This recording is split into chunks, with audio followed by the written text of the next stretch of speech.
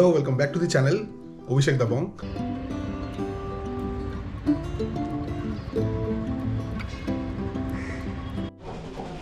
কি ব্যাপার, তোর তো কৃষি যাওয়ার কথা ছিল। খুশ তো বহুত হোকে তুম। সকালে ব্রেকফাস্ট হচ্ছে, আমাদের চা খাওয়া হয়ে গেছে। কি ব্রেকফাস্ট হচ্ছে?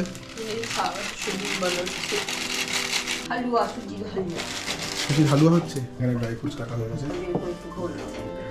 তো একটু আগে আমাদের চা খাওয়া হয়ে গেছে, এখন আমরা এইসব ব্রেকফাস্ট করবো। আর আজকে অ্যালেক্সাকে অ্যাকচুয়ালি নিয়ে যাওয়ার কথা ছিল ক্রেশে, মানে আমরা ভেবেছিলাম যে একদিনের জন্য রাখবো। 13 আজকে থাকতো, 14 সকালবেলা কালকে আমি নিয়ে আসতাম। মানে এখন থেকে অল্প অল্প করে অভ্যাস করাচ্ছি। ক্রেশে যদি একদিন দুদিন একদিন এভাবে থাকে, তাহলে ছোটোখাটো বড়ো কোনো প্ল্যান হলে তখন 3-4 দিনের জন্য এত থাকতে পারে। তো সেটা চেষ্টা করছি। ওখানে রাখো, রাখো, ভেরি গুড। হাঁটো, রাখো রাখো, বাহ, ভেরি গুড। তুমি সব কাজ পারো। সেটা আগের দিনে। এটা নিয়ে যাও, এটা খেলনাটা নিয়ে যাও।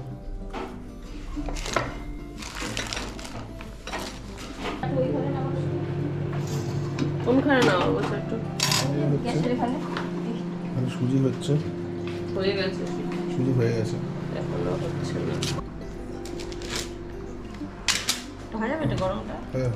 এই মেয়েটা সকালবেলা একবার খেয়েছে, আবার এখন দুপুরবেলা খাওয়ার জন্য লেজ নাড়ছে। এই তোর 11টার সময় খেয়ে 2টোর সময় কি করে আবার খিদে পেয়ে গেল?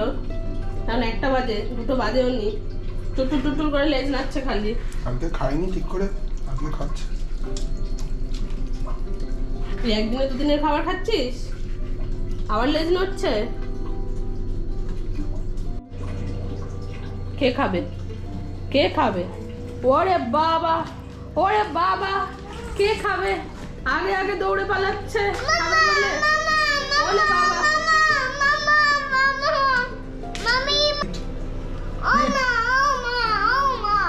কি কি বলছো? 11টার সময় খেয়ে কি করে মানুষের 1:30টার সময় খিদে পেয়ে যায়, সেটাই হচ্ছে প্রশ্ন। এরকম ভাবে কাউকে খেতে দেখেছেন আপনি?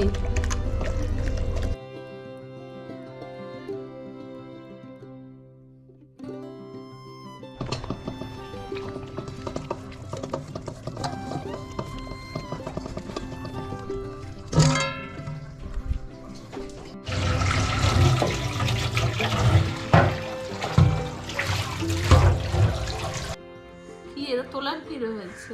বল, কৃষি যাবে যাও। তুই ক্রেশে যাবি? যাবি ক্রেশে? যাস না রে, এরকম ঘাড় ঘুরিয়ে ঘুরিয়ে শুনিস না। তুই কি অন্য কুকুরদের সাথে অ্যাডজাস্ট করতে পারবি? সারা রাত তো কাঁদবি, বল। মাম্মা থাকবে না, পাপা থাকবে না, তুই থাকবি কি করে ওখানে? কত ইম্পর্টেন্ট একটা ডিসকাশন, কষ্ট হবে না? তুই তো কখনো থাকিস নি আমাদেরকে ছেড়ে। তো নরকে গেলে সেখানেও তোকে নিয়ে গেছি সঙ্গে করে, শুধু হাসপাতালে নিয়ে যেতে পারিনি। অলক যাবি ক্রেশে? থাকবি? ইচ্ছে নেই বল? ও চায় না থাকতে, আমি জানি তুই থাকতে চাস না। রাখবো না তোকে চিন্তা, জায়গাটা দেখে আসি। যদি দেখি খুব ভালো, প্রচন্ড মজা করবি, তুই খেলাধুলা করবি, তাহলে তোকে রেখে আসবো। কিন্তু যদি দেখি আমার মেয়ের কষ্ট হবে, ঠিকঠাক বিছানা নেই, শোয়ার জায়গা নেই, তাহলে আমি ঠিক আছে। চল গিয়ে দেখে আসি, অ্যাংজাইটি ফিল করছি বড্ড। চলো।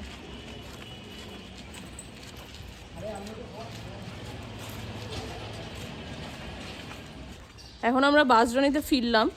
ক্রেশটাতে গেছিলাম, ওখানে গিয়ে ক্রেশ দেখার অভিজ্ঞতা আর কেন অ্যালেক্সাকে রাখিনি আপনাদেরকে ঘরে গিয়ে তারপর শেয়ার করছি।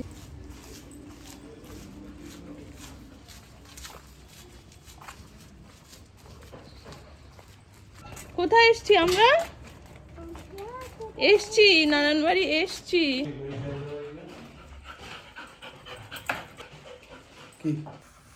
আমরা গেছিলাম আজকে বাঘাযতীনের একটা ক্রেশে। আমরা অনেক প্রশংসা শুনেছিলাম জায়গাটার, তাই জন্য ভেবেছিলাম অ্যালেক্সাকে রাখবো। আমাদের সামনে একটা ঘুরতে যাওয়ার প্ল্যান হচ্ছে, সেখানে কথা হচ্ছিল যে অ্যালেক্সাকে আমরা নিয়ে যাব না, ওকে একটু ক্রেশ এক্সপিরিয়েন্স করাবো যাতে ও ইন্ডিপেন্ডেন্টলি নিজের মতো থাকতে পারে। এবার আমরা ওনার সঙ্গে লাস্ট 4-5 বার কথা বলেছি ফোনে, ওভার দ্য ফোন। আমরা ওনাকে রিপিটেডলি বারবার একই কথা বলেছি যে আমরা যাব, প্রথমে জায়গাটা দেখবো, যদি আমাদের পছন্দ হয় তাহলে আমরা সেদিনই অ্যালেক্সাকে একদিনের জন্য রাখবো, তারপর মাঝে মাঝে 1-8 বার রেখে যদি দেখি যে ও অ্যাকাস্টমড হয়ে গেছে তখন আমরা একটু বেশি 4-5 দিনের জন্য বেশি সময়ের জন্য প্ল্যান করব।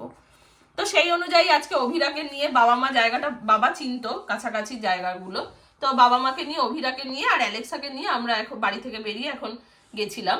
তো ঢোকার সাথে সাথে উনি প্রথম যেটা আমাদেরকে বলছেন সেটা হচ্ছে যে উনি আমাদেরকে জায়গাটা দেখাবেন না, এখন পারবো হচ্ছে, সেই জন্য কুকুর বিড়ালদের সেফটির জন্য উনি আমাদেরকে, আমি তখন ওনাকে রিকোয়েস্ট করলাম যে যেহেতু 2 বছরের শিশুকে নিয়ে আমি টানা হিচড়া করে এসেছি এইভাবে, তো আমাকে জাস্ট, আমি ঢুকবো না, ভেতরে বসবো না, আমি জাস্ট বাইরে থেকে জায়গাটা দেখবো যে অ্যালেক্সা কোথায় থাকবে, তারপরে আমি ওকে অ্যালেক্সাকে রেখে দেবো।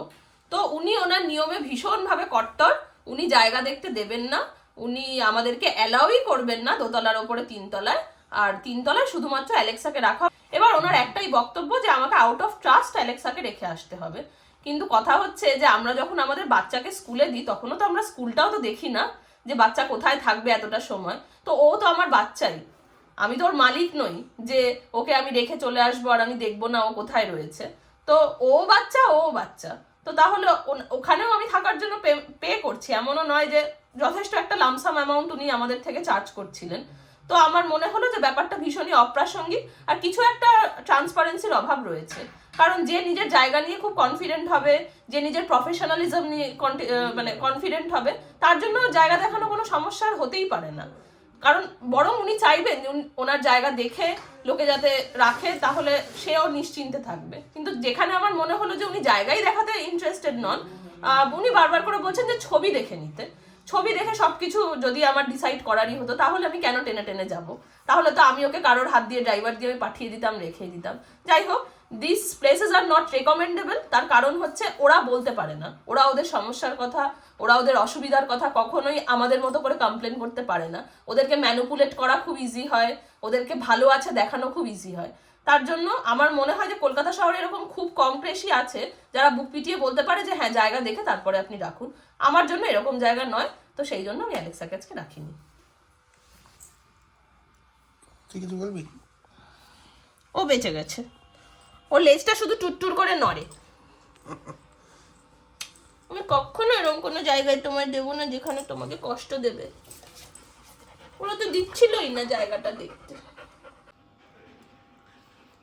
আর অ্যাকচুয়ালি যে রেফারেন্সটাকে আমরা গেছিলাম তিনি খুবই মানে আমাদের মানে চেনা জানা এবং খুবই বিশ্বস্ত।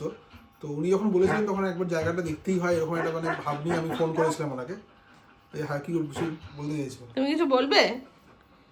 কিছু বলবে তুমি? ছেড়ে দিতে হবে এখন, একটু পরে ছাড়ছি, তুমি একটু বসো, সিট করো, আমরা কথা বলছি তো। হ্যাঁ, ডাউন করো। ও খুব কথা শোনে, এমন নয় যে অবাধ্য, একটু দুষ্টু কিন্তু অবাধ্য নয়। স্টে করো। হ্যাঁ, বাবা একটু কথা বলছে, আমরা কথা বলে নিয়ে তোমায় ছাড়ছি।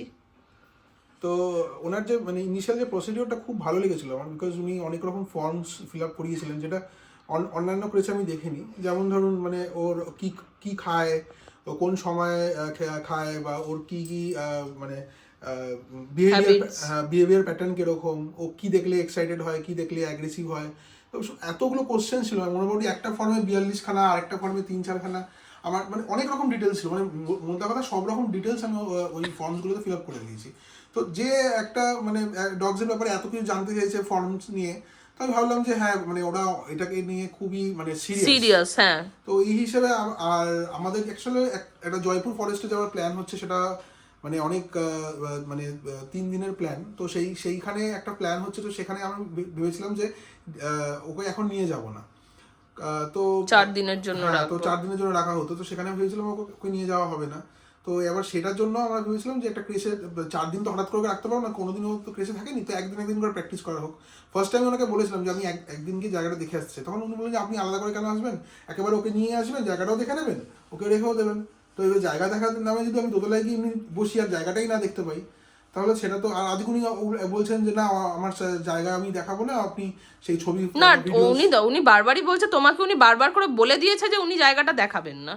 না এরকম কোনো কথা আমার সাথে হয়নি, সেটা তো পুরোপুরি একটা ভুল কথা। এরকম কোনো কথা আমার সাথে হয়নি যে জায়গা দেখা, তাহলে আমি কথাই এগোতাম না। আর ওনার সামনে বসে উনি বলছে আপনি সাইট খুলে জায়গাগুলোর ছবি দেখে নিন। হ্যাঁ, তো ওয়েবসাইট খুলে তো আমি, উনি যখন জায়গাটা বানিয়েছিলেন তখন তো সেই জায়গার ছবি থাকলে ভালোই থাকবে।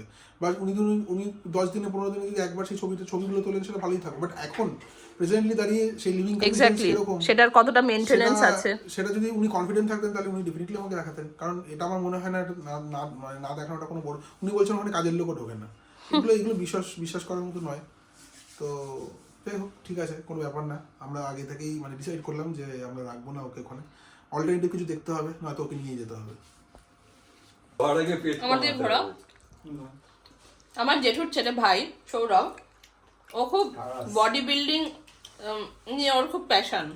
তো প্রত্যেক দিন এক্সারসাইজ করে কি কি সেগুলো আমাদের বডিটা দেখিয়ে নে, তারপরে মারার পরে বডিটা ফুলবে তখন তো কি কি এক্সারসাইজ করে আমি আর অভিষেক একটু জানতে চাইছিলাম। তো আমাদেরকে পুশ আপের সেটটা, ও নর্মাল পুশ আপ মারে না, ও চেয়ারের ওপর পুশ আপ মারে। তো ওই পুশ আপের সেটটা আমি একটু ওর থেকে দেখতে চাইছি, সেটা দেখাবে। এটা কতবার করে দেয় ও মারে এটা? এটা 10টা করে 25টা সেট বা 30টা সেট, 20 থেকে 25। হ্যাঁ, পাটা চেয়ারে রাখবে, চেয়ার উপর পুরো বডি করে ধরবে। আমার মা আরেকটা সাংঘাতিক জিনিস।